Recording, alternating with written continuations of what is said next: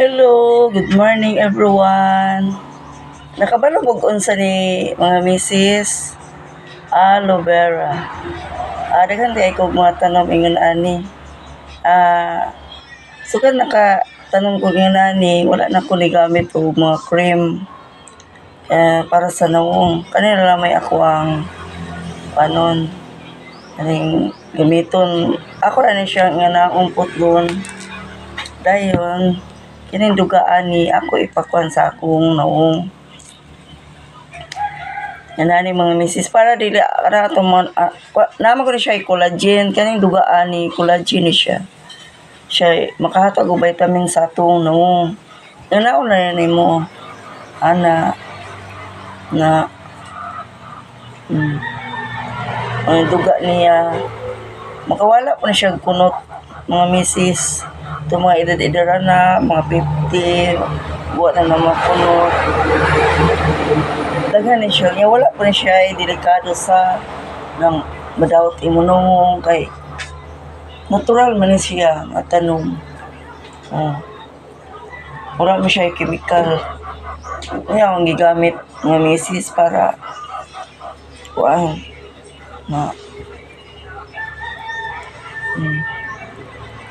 iba murag na kuan ako nung nga ng sukat na gamit ko ani mga misis wala ko mga kuan mga tagumtong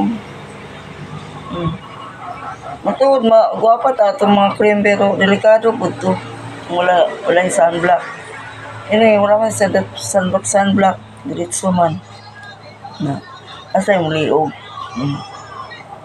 para na yung mga kuan sakit-sakit wala tambal ko ni guys ang mga bisis na ikuan diri ibutan na sa imong ulo kabaga pa ni buhok dahil pa siya purpose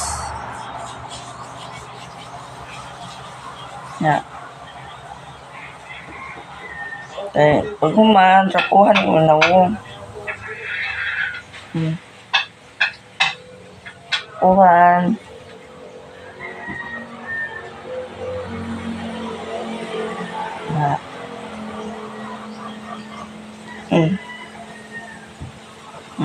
Dayon lipstick ka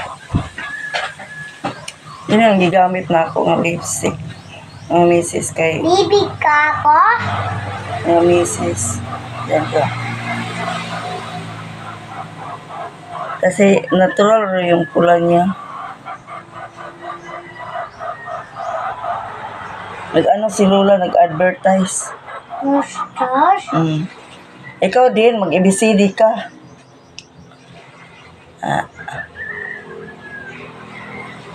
Kailangan may lipstick tayo mga misis para kasi kung magandang tingnan kapag mayroong lipstick yung pula-pula yung dito natin. Lagyan natin yung natin ilong at saka dito maliit lang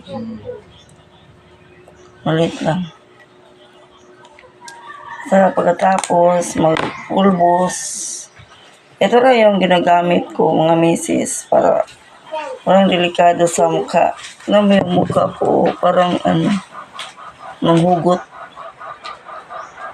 kasi makabatanon pulbos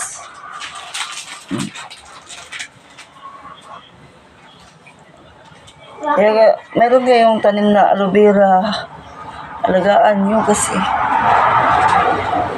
yan gamot medicinal plant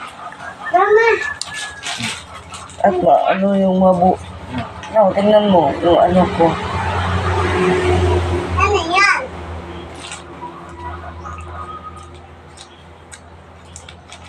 hanggang dito na. Maraming salamat po.